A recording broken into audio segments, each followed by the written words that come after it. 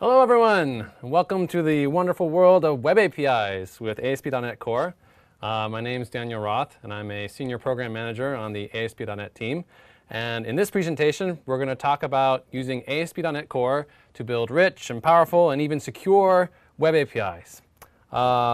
Here's a brief outline of what we're going to talk about today. I'm going to give you sort of an overview of what we are trying to do with Web APIs in ASP.NET Core, building a single aligned framework for building both Web UI and Web APIs. I'll show you how you can get started with ASP.NET Core, and then I'll walk you through a whole bunch of the really cool Web API features that we have in the framework, including things like routing and formatting. I'll show you how you can set up metadata for your Web APIs using Swagger, and even test your Web APIs using a built-in browser test client from the Swagger folks. And then lastly, I'll show you how you can secure your Web APIs using your organizational accounts.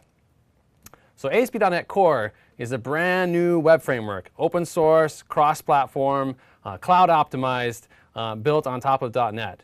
And one of the things we wanted to do with ASP.NET Core was give you a consistent and unified experience for building both Web UI and Web APIs. In ASP.NET today, we have a variety of frameworks that you can use to build web applications and web services. There's ASP.NET Web Pages, there's ASP.NET MVC, and Web API. And each of these frameworks works great for what they were built for, but there's a lack of alignment and consistency between them. For example, Web Pages and MVC, they both use Razor as their view syntax, but that's where the sharing stops. They both have their own, for example, HTML helper implementations. Between MVC and Web API, they look actually pretty similar. They both share a bunch of concepts like controllers, actions, filters, dependency injection, model binding, but they actually share no code at all. And this is for historic reasons. MVC was tied to IIS. We wanted Web API to be able to be self-hosted. But this causes two problems. One, it's twice the work for us. When we ever want to implement a feature for MVC or Web API, we often end up implementing it twice. And it's bad for you because it means that you have two sets of features that you have to pick between, which causes confusion. So how can we fix this? Well, in ASP.NET Core, we are aligning MVC, Web API, Web Pages into a single aligned web stack that can do both Web UI and Web APIs. It removes duplication, so you have one set of concepts to deal with. It's part of ASP.NET Core, so you get to take advantage of all the wonderful features in ASP.NET Core, like all the middleware, the hosting model, the dependency injection abstraction. It supports .NET Core, so you can run it cross-platform on Linux, on Mac, on Windows. It has no requirement to use IIS, so you can run it self-hosted in your own process. You can run it behind IIS. You can run it behind your web server of choice. And it has deep integration with ASP.NET Core features like the dependency injection stack. Specifically for Web API, there's a whole suite of really great features for building Web APIs using ASP.NET Core. We have built-in attribute routing to make it really easy to get requests to your action methods. There's built-in support for model binding data from the requests to your action methods and also validating that data. We have built-in support for link generation, formatting. I mean, web services are all about formats, whether it's JSON, XML, or whatever format you'd like. And we have great support for content negotiation, where clients can request specific formats for specific resources. You can generate metadata for your Web APIs using standardized formats like Swagger. And we have a wonderful security story for Web APIs as well. We have support for using bearer tokens like JOT tokens or JWT, JSON Web Tokens. There's also support for JSON Patch and for cores. And I'm going to try to show you as many of these features as I can in this presentation. I think I'll get to all of them except for the last two. So how can you get started with ASP.NET Core and building Web APIs with ASP.NET Core? Well, first thing, you're going to want to acquire .NET Core, and you can do that by going to .NET. And you'll want to install .NET Core for whatever platform you happen to be running on, whether that's Windows, Mac, or Linux. Our docs and tutorials can be found at docs.asp.net. And if you want to just see the code, you can find that at GitHub at github.com/asp.net. All right, so let's go ahead and get started with some demos. So I'm in Visual Studio right now. So I have already installed .NET Core. You can do that by clicking this Get ASP.NET button on the ASP.NET site, or like I said, you can just browse directly to .NET, and that'll take you to this site, which I will shrink a little bit so you can see it. And you'll want this middle option to install .NET Core. There it says this is how you can get started with ASP.NET Core. click on that, and you'll get installation instructions for your particular platform. I happen to be on Windows. If you're on Windows, you'll want to make sure you get the really awesome tooling for .NET Core and ASP.NET Core for Visual Studio. There's the installer right there. If you're on Mac, you'll get instructions for installing on Mac as well, and I highly recommend that you go and get the tooling for Visual Studio Code, including the C# extension. And that'll give you IntelliSense and debugging on a Mac for doing .NET Core development. Visual Studio will also give you some nice getting started points, some templates that you can use to build web apps, web APIs. If you're on a Mac, you can try out the ASP.NET Yeoman generators to give you exactly the same content as what we produce in Visual Studio for templates. I've already done that, so I have Visual Studio here. Let's go ahead and build our first web API with ASP.NET Core. I'm going to do File, New Project.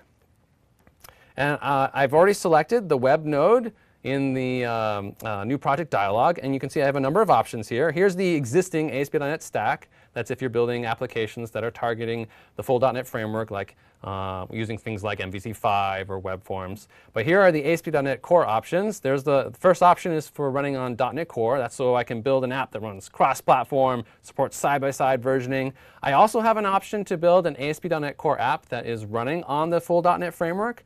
That will, of course, only run on Windows, but it'll give you full binary compatibility with existing .NET Framework binaries. I want the cross-platform goodness, so I'm going to pick the .NET Core option. I'm going to rename this to be my first web API, and that looks good. All right, so here are the various templates that we have available for ASP.NET Core, empty, a web API, or web application. I'm going to pick web API, and for now I'm going to start with no auth. We'll add security in later. Click OK.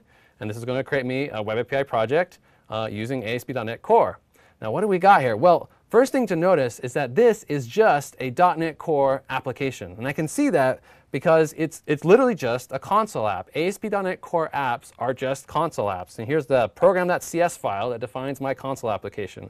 What's in this code? Well, first of all, I've got my web host builder. That's what's going to wire up ASP.NET Core hosting. And once I've built my host, I then just run it to start listening for requests.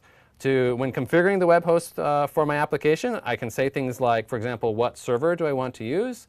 In this case, I'm using Kestrel, which is our out-of-the-box cross-platform managed server, HTTP server for handling HTTP requests.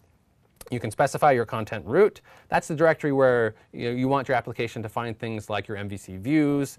IIS integration, this particular app, because I'm running in Visual Studio, it is a console app, but it's actually going to run behind IIS. So, and the way that works, you can see it in the web.config file for this template, is that there is a native module. We call it the ASP.NET Core native module that runs in IIS. And as requests come in, the only job of that module is to hand off those requests to a process of your choice, which would be your console application, your actual app. So that's what I'm doing here. So since I'm in Visual Studio, I'm actually running with IIS Express using this native module that's just going to hand off requests to my application. So that's this line is just enabling integration with IIS. And then lastly, use startup to define the actual application logic for your app. You use a startup class. And this line is saying which startup class I want to use for defining my app. All right, cool. So let's go look at that startup class and see what this app is actually doing. So here's the startup class, and there's really three things that are happening in this startup class. There's the constructor, and then these two methods. So if we look at the constructor, all the constructor is doing is setting up configuration. In ASP.NET Core, we have a new lightweight configuration model that gives you a really easy way to get name-value pairs. Oh, I'm probably seeing some feedback. My font's a little small. Let me up it a bit. There you go. Hopefully that makes it better. The configuration model is a really simple way to get name-value pairs out of a variety of configuration sources. For example, JSON files, XML files, INI files, environment variables. In this particular app, it's reading configuration values from JSON and also from environment variables. And because you can configure multiple providers, they can actually override each other. So for example, maybe during development, I want to use some specific config values just during development. But then when I publish into production, maybe I want to override like my connection string with the actual production connection string. And I can do that with an environment variable. So it's kind of nice. It has that ordering and that override semantic. Okay, so constructor is just setting up config. This first method, configure services, what is that? Well, this is setting up all of the services that I want to be made available to my app via dependency injection. ASP.NET Core has a first-class abstraction for DI, for dependency injection, and all of our frameworks leverage it. And you can too. You can plug your own services into the DI abstraction. We have a really simple DI container that we ship by default, but you can also plug in whatever container that you'd like AutoFac or Ninject or what have you. So here you can see MVC is adding its services to the service collection and making them available to everyone. And then this configure method, well, this is where you actually set up the HTTP request handling pipeline for your application. This is where request comes in. This is the code that's actually going to run to handle that request. This is usually you set up a set of components that we call middleware in that pipeline that will either look at the request and pass it along, or they can respond right away, or it can throw an error, whatever you want to do. That's where you actually are defining your application logic. You can see in this configure method, there's just a little bit of code to wire up some logging. That's useful for debugging. And then I'm using MVC middleware. The MVC is actually built on top of generic routing middleware. And it just sets up MVC as the route handler for that route middleware. So it's just one single piece of middleware that's sitting in this app. OK, great. So I'm using MVC. So for my web API, then I expect to see something like a controller for my API. Do I have that? Yes. So let's go look in the Solution Explorer under the controllers folder. There's a values controller. Cool. So this guy derives from controller. There's some route information here. Let's just run this app and see what it does. So I'm hitting Control F5. This is going to fire up IS Express. And I'll make this a little bigger too so you can see it. And you can see I got some values back. So this is values 1, values 2. It's a JSON array. That's just the result of this particular get action. It's returning a collection of just string values. But what about this URI? So it's API/values. Where did that come from? What determined what made this GET request from the browser arrive at that particular action on my controller? Well, that was done using attribute routing. So attribute routing is just you apply attributes to your controllers and actions to specify how requests should be routed to your actions. On this controller, I have a base route using the route attribute. And here is my attribute route. And you can see that requests that go to API/bracket controller should go to this controller. What is that bracket controller? That's a new feature in ASP.NET Core. We call them route tokens. Often with web APIs, you want your routes to map cleanly to your programming model. Like you often want the route to map to the controller name. And so before you could just type in API/values in this route, and that would work. But then if you refactored your controller name, like let's say I changed this to to-dos, right? Well, you'd have to go into the route beforehand and change it to to-dos. But because I'm using a route token, we will, when creating the route, we will add the correct route values to replace that token so that you get the route that you actually want. If I go back to my the browser, I'm still at API/values. If I hit this again, remember I changed it to to-dos controller, not values controller anymore.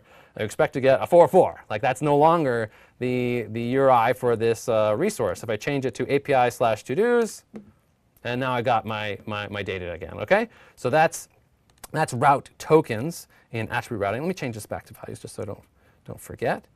If I can type, there we go. I'll save that. Okay.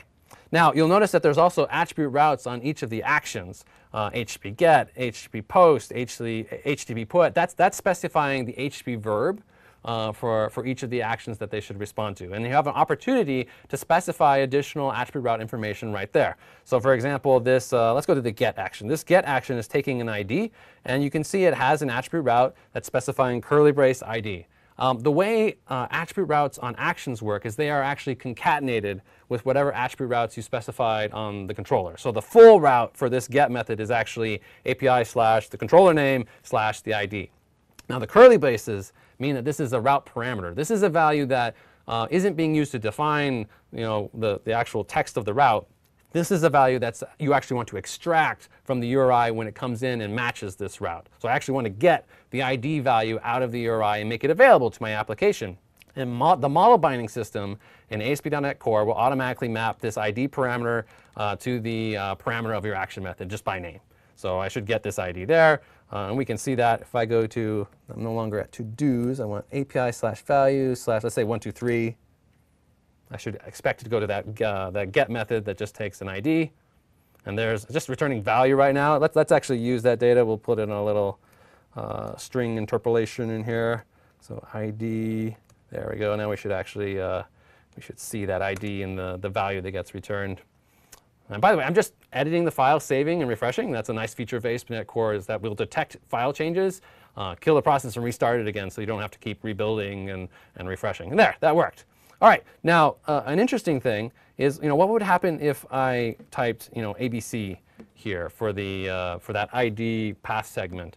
Well, if we look at the action method is binding the ID to an int. Well, ABC is not an int. So model binding will detect that those things should align, but it'll be like, well, the types don't match. It won't actually fail. It'll keep going, but you'll basically get a model validation error, and you'll just get a default value for that int. How can we fix that? What if I want to say I only want ints for the ID for this particular action method?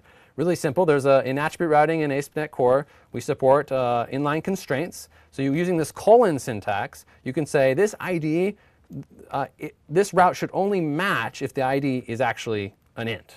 Okay, if it's not an int, then this route shouldn't even hit. Okay, so if we go back to the browser now, let's make sure it's still working for int values. So 1, 2, 3.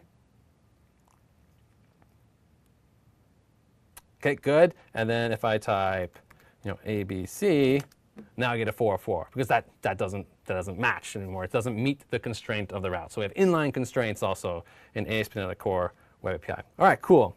What else do we want to do here? So this API, so we have post, put, delete, action methods on this template, but they're not really implemented with anything interesting. And so far, we've only been dealing with primitive types. Let's start adding some complex types and start dealing with some more interesting formatting. So I'm going to add a new type. I'm just going to put it in this file for simplicity.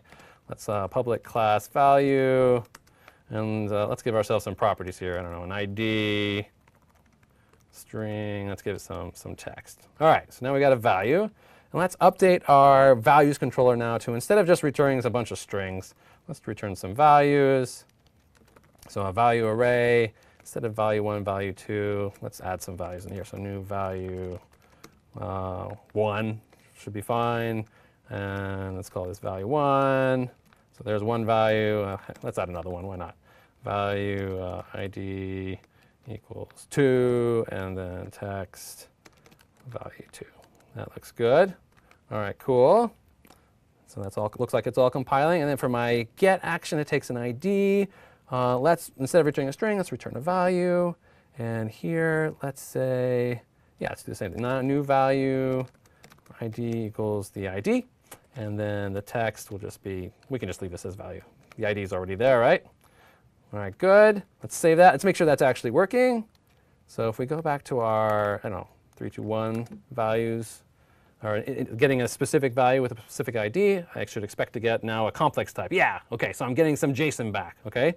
So how's that working? There's a configured set of formatters in ASP NET Core that are used to format any response data. By default, we only add JSON and also plain text if you return a string.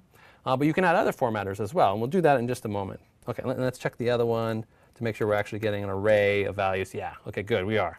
All right, now let's do post. I want to actually be able to create value resources on my server. I want to post a value. So let's implement post. So post, instead of taking a string, it's going to take a value now.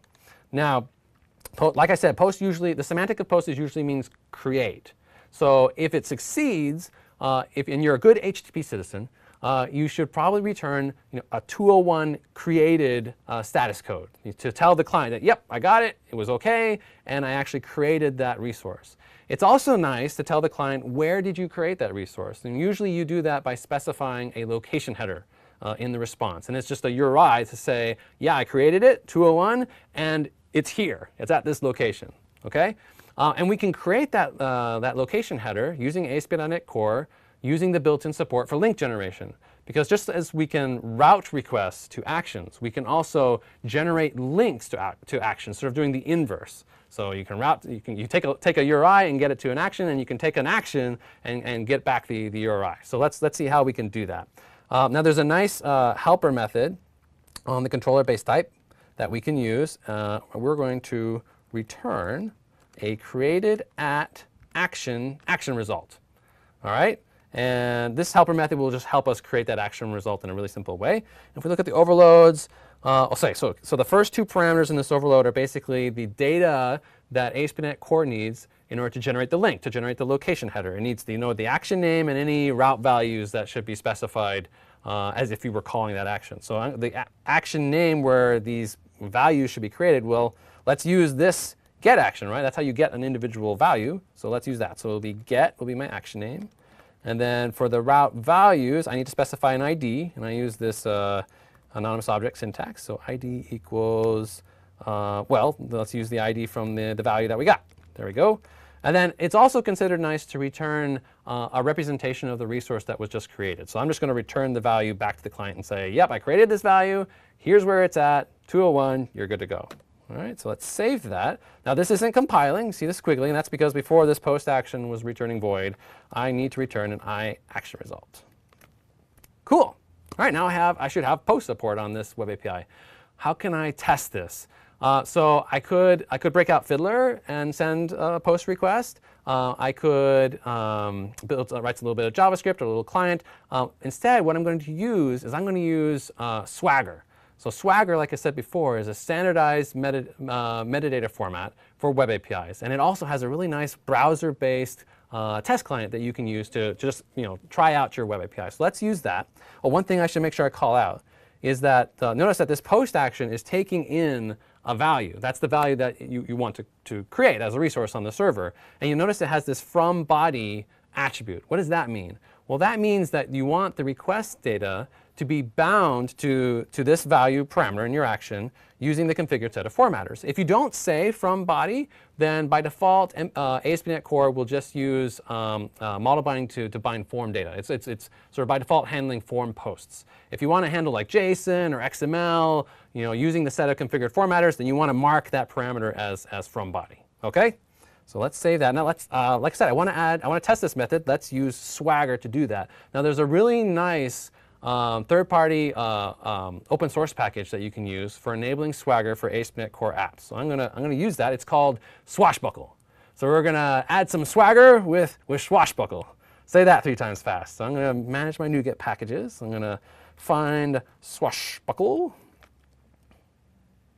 There it is, and it's written by this wonderful gentleman, Richard Morris. So thank you, Richard, for your contribution to the .NET ecosystem. So we will install this guy. That looks good. All right, so this is installing my package. And really when I install this package, if you're not super familiar with the way .NET Core projects work, all it's actually doing is adding the package and its version to my project JSON file. That's the file that defines all the dependencies for my app, and it's the project file for my app. So you can see all the packages that my app is depending on here, and there you can see it just added Swashbuckle. And then it kicked off a package restore to actually pull down any packages that got changed or updated. And I can see those in VS. Like if I expand the references node, there's all the packages that my app is using. There's Swashbuckle. I can even drill down into the dependencies of each of those packages. And I love this feature, which is you can actually search through the Solution Explorer to see what stuff your app depends on and sort of where in the dependency chain it's being picked up. So there's Swashbuckle in my package graph. So that's kind of cool. All right, so we added Swagger. Now let's add it to our app. OK, so first thing I need to do is Swagger has some services that it needs to add to the service collection. So Swashbuckle, I should say, needs to add some services. So I'm going to add the Swagger gen services. And these are actually built on top of a core service provided by ASP NET Core MVC, which is our API Explorer service, which gives you sort of an in-memory representation of your API. So there's the add Swagger gen services. And now I need to add some middleware to my app for actually specifying the endpoints for the Swagger metadata document and also for that little UI test page. So that's just middleware. So I use middleware in my configure method. So let's do Swagger gen. That'll set up the actual metadata document endpoint. And then app.use Swagger UI. OK, and that'll add that UI test client. I'm going to save that. Let's go back to my app. OK, now I happen to know that the endpoint for the Swagger UI is set up by default at Swagger/UI. enter. And if it did everything correctly, then we should see a lovely little test client. And there it is. Sweet. Well, it's a little big. Make it a little smaller. There you go. Now, it's also telling me the address of where the actual Swagger document is at. If I opened up this guy, this is a big chunk of JSON. This is the actual metadata document that machines can process. They can use it for generating client code or for driving test clients like it's doing with the Swagger UI document. This will have all the endpoints defined by your application, the schema for the resources, and so forth. And the Swagger UI app is giving me a visualization of that. If I expand values, I can now see my API in this test app. It's pretty cool. So I can see I can get the values, I can post the values, delete, get, and put individual values. All right. So if I go to the get option, I can see the schema of what I'm going to get. It's an array of these values. I can try it out. Let's get some JSON. And there it'll show me, the equivalent curl command script for making this call, what the request URI was, and there's the response. So that's awesome. 200 OK and all the response headers. Now I wanted to try out my post method, so let's do that. If I expand post, I get some really nice UI here. I can see that the post method is expecting a value, and I can see the schema for that value. There's its structure. If I click on this guy, it'll actually add that as a request that I want to try out. And let's do that. So try it out. And there's the curl equivalent, and you can see that it's sending an accept header saying that it would like the response back as JSON. And then lo and behold, I get JSON back as the response. There's that 201 status code that the resource was created. And if I look in the response headers, I should see a location header. Yep, there it is. So there's the API/value/0. If I do a GET request to that URI, I would expect to get this resource. So that's pretty cool. OK, now I'm not getting any useful information about the response of this post action. Like I can see the actual response when I invoke it, but I'm not getting any metadata about it. And that's because if we look at that post action again, remember, let me go to the values controller. Yeah, I returned iAction result. So the API Explorer service in MVC, it doesn't know what that action result really is. What type is it? So it can't give any additional metadata about it. But we can give some hints to MVC to provide additional metadata, and we can do that using the produces attribute. Okay, produces. So this action produces a value. Okay, right? That's what it's going to return. That's what we specified here. All right. So if I save that and I go back to the Swagger UI, the little test client. Let's refresh. Let's see if we get something different. So now for post, for my response class, I'm getting the model schema for what this thing returns. And I can even see all of the formats that this particular resource supports. So, what are the configured set of formatters in my app? Right now, it's just JSON and plain text. But we can add additional ones. Let's go and do that.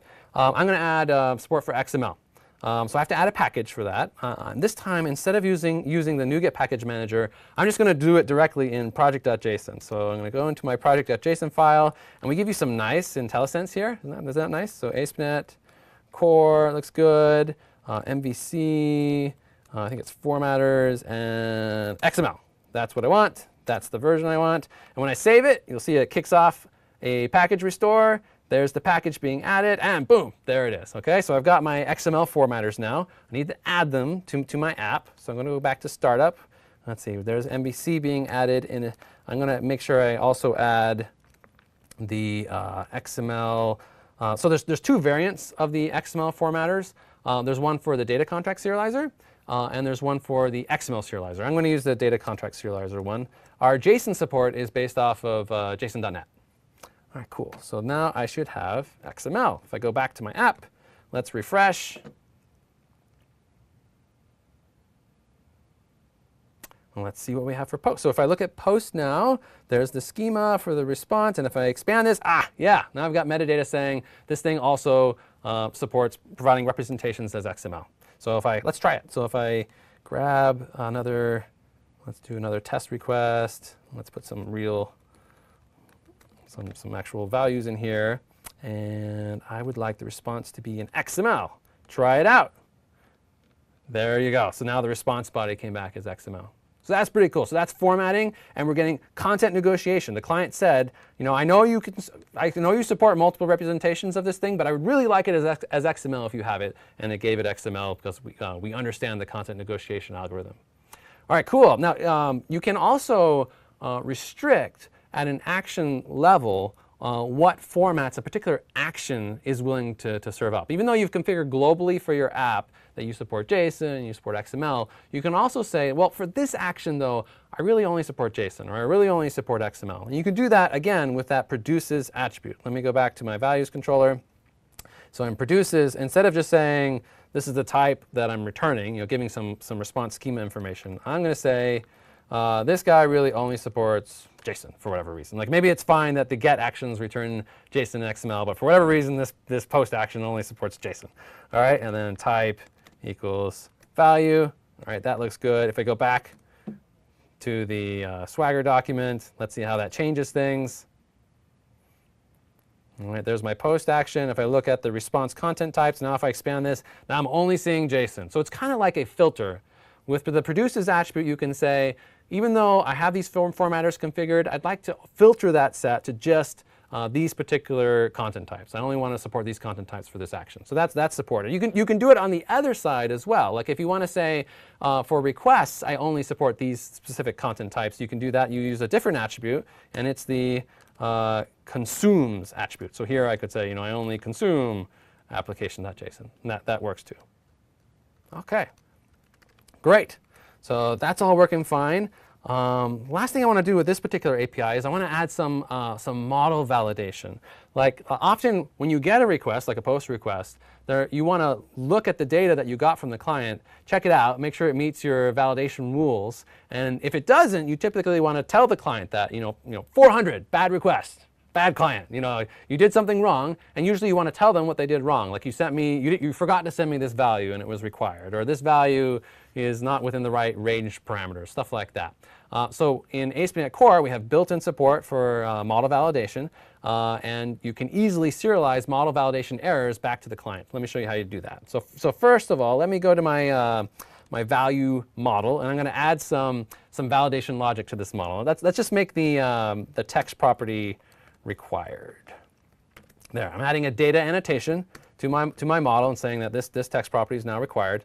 And now if I go to my post action, all of the any validation errors that are found while validating the request, they all get stored in the model state. Yeah, so we should check the model state to see if it's valid. So if model state, and this is just a property on the base controller type, is valid. That's how you do that. This is basically saying whether or not there was any validation errors. In this case, I'm going to check to see if it's not valid. Was there a problem? If there was a problem, then instead of returning a 201, I now want to return 400, bad request. So I'm going to use this bad request helper method, which will return a bad request action result. And this has an overload, which lets me pass in the model state. And when I do that, it will actually take the model state and serialize out the validation errors so that the client can see them. All right, cool. So let's try that. Does that work? Let's refresh. Did I save? Yes. OK, good. All right. So we go to our post action. Let's send a request. Let's just make sure that's still working. So I'm going to try it out. Do I get a 201? Yep, I got 201. That all looks good. OK, now let's send a bad request. We're going to take out the text property, which is a required property, so it needs to be there. Try it out again. And now instead of getting a 201, I'm getting a 400.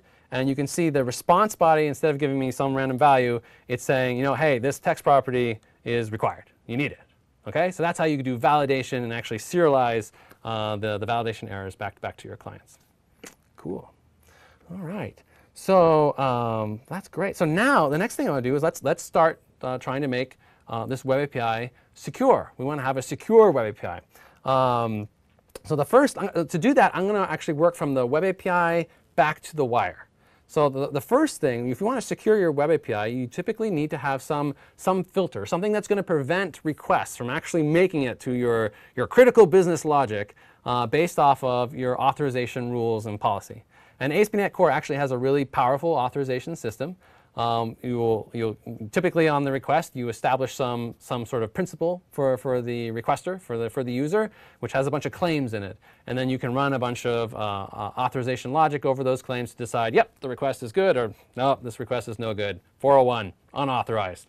The most simple of those policies would just be, there has to be some sort of principal, and you need to be logged in. You need to be a user in my organization to actually call this API.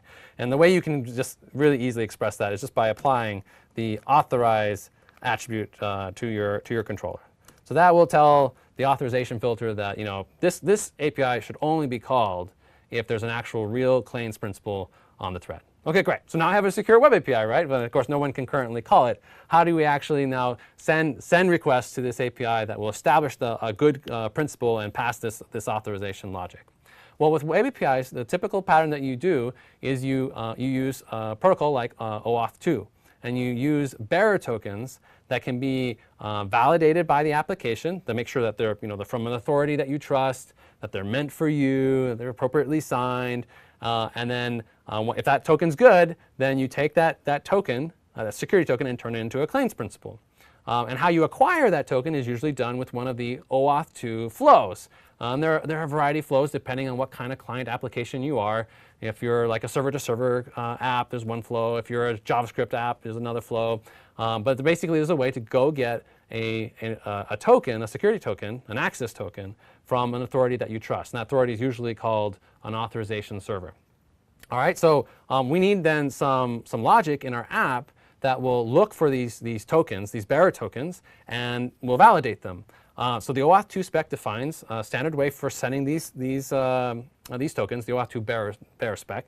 And what it says is that you can pass bearer tokens using the authorization header and the authentication scheme bearer. You just say bearer, and then you put the token there, and that's how you can find the token.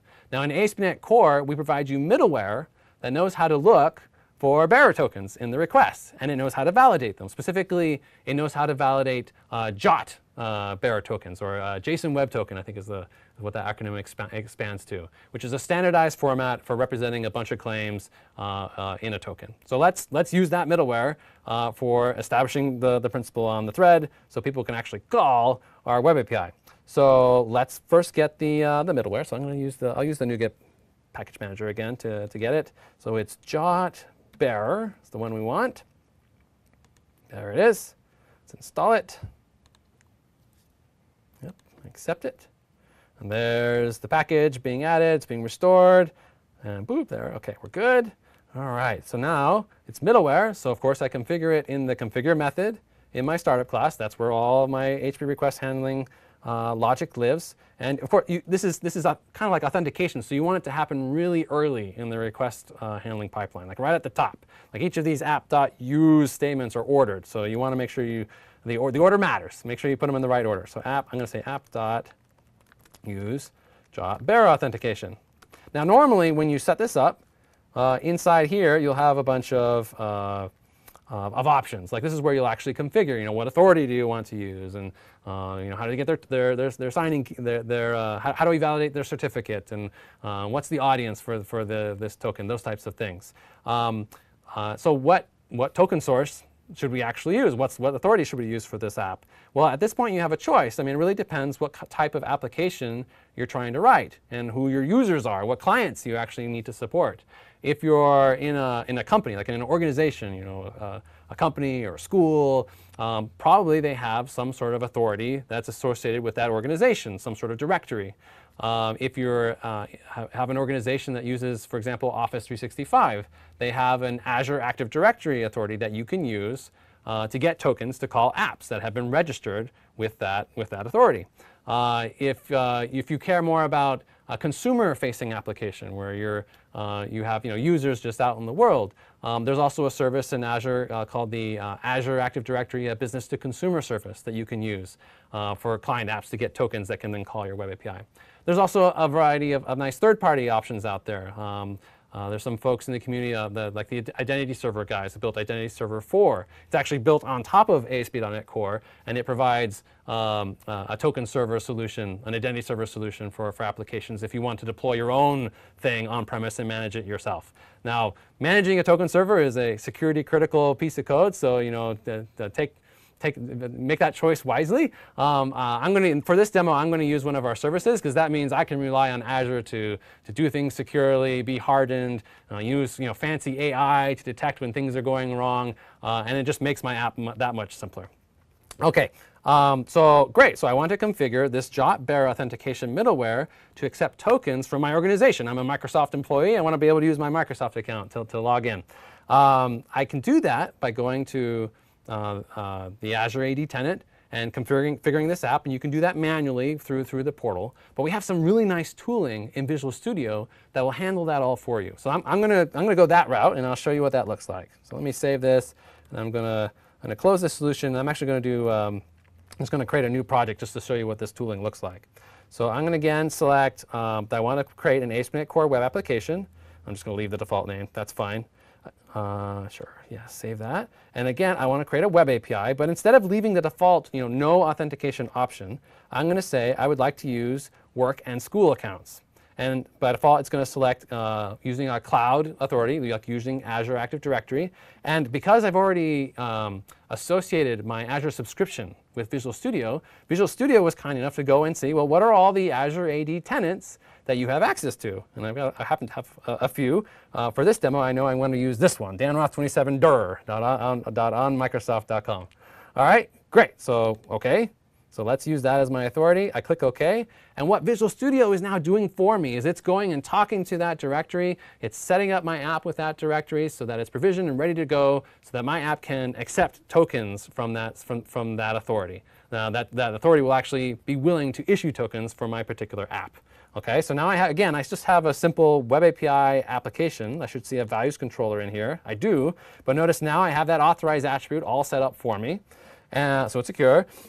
And then if I go look in the startup class, the JOT-bearer authentication middleware is already set up, and it's actually already been pre-configured for me for that particular directory. And it's using configuration to get the actual coordinates of which authority and what my app ID is and all that stuff. All these configuration values, remember, they were coming out of JSON. So here's the app settings.json file that this app is using to manage all its configuration data. And there's all the important coordinates needed for this app to get to be able to validate tokens from Azure Active Directory for that particular organization. Great. OK, so now I've got a fully functioning, secure web API.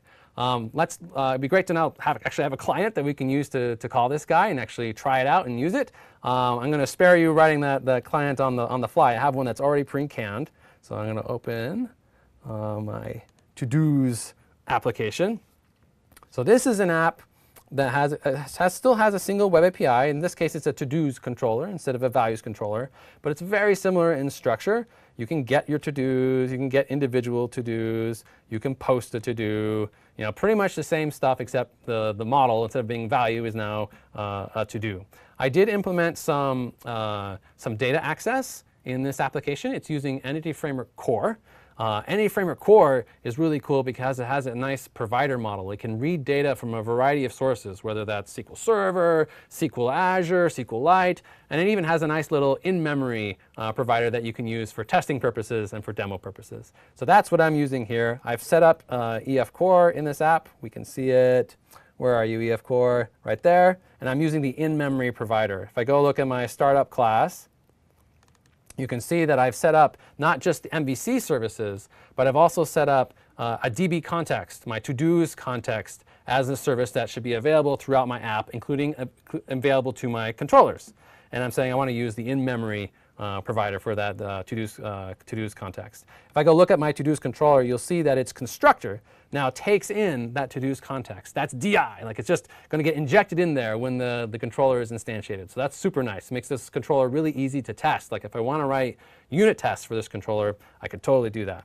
All right, cool. So authorized, we've got the JOT bearer authentication middleware all wired up. It should be provisioned with Azure AD. Let's check to make sure that's actually the case. If we go to, this is the actual directory. Let me refresh this. Let's see if we can find, I should see that web application 1 that I had set up previously. And then I should have the to-dos test app in here as well. So let's see if it's there. All right, it's loading it up, trying to see what all the applications are for this particular Dan Roth 27 Durac tenant. All right, cool. And there's web application 1. So that's the one I just created a moment ago. And there's my to-dos test app that have already been registered with Azure AD. Perfect. And in here, if I go poking around, I can see all the configuration parameters for this app that have already been set up for me by Visual Studio. Okay. Now, what do I actually use? What do I actually use to get the token? So the nice thing about using Azure AD is they provide you authentication libraries that you can use for token acquisition and token management. It's called the Active Directory Authentication Library, and it's available for .NET, like if you're doing server-to-server calls, and it's also available in JavaScript. So that's a library that you can just grab and use. Now, for what I did for the client side of this app, this is going to have a SPA client, a browser-based client. I use that ADAL, Active Directory Authentication Library, for token acquisition. And the client app is also going to use Angular for its UI, just because that was simple.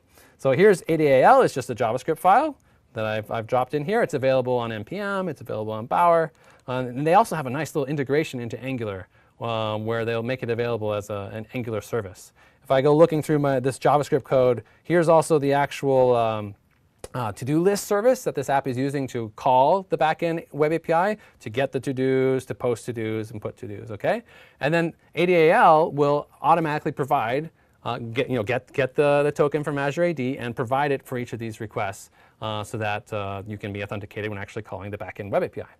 Perfect. So that's what I want. By the way, if you want to try out this particular code yourself, you can. It's available on GitHub. If you go to GitHub Azure Samples and search for Angular, this first one, the Active Directory AngularJS single page app, that's basically the code I'm using for the client. The backend web API for this sample is, I think it's based off of ASP NET Web API, but the one I'm using is based off of ASP NET Core, and we expect to have an ASP NET Core sample out soon. All right, cool. Well, let's run this app. So Control F5.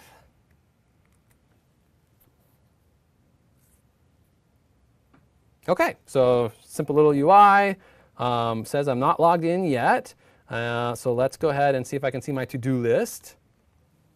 And here it's asking me, you need to log in. And because I've set up that Azure AD security, I'm going to use my actual corporate credentials. So if you have a company and you have an app that really needs to be only for your organization, this is a great way to do it. Now I've got a nice little UI for managing a list of to-dos. Now just so we can see the real web API requests occurring, I'm going to bring up the F12 debugging tools. And let's try, I don't know, I need to get a haircut. How about that? So there's a post request happening, and boom, 201 created, and then it went and got the to-dos that were updated and got them all and updated. So there's get a haircut. What else do I need to do? I need to read a good book. Let's add that. All right, post, pending, perfect. Okay, great, so that's working. Now we can even look at these requests, and if we look at them, we'll see that in the request header, it's a little small, but down here at the bottom, you can see in the request header, there's that authorization header with the authentication type bearer, and there's the bearer token, the JOT token that's actually being sent to the server. And that's what that JOT bearer middleware is then pulling out, validating, making sure it's OK, and then allowing the request through. If I don't do it that way, like if I just make a request directly to the API, like API to-dos, like try to do a get without having that token, then I get 401 unauthorized. You can see that down in the browser debugger tools. So this is a secure web API secured using your organizational accounts. It's pretty awesome. OK, so that's security. So I hope you enjoyed learning about building web APIs with ASP .NET Core.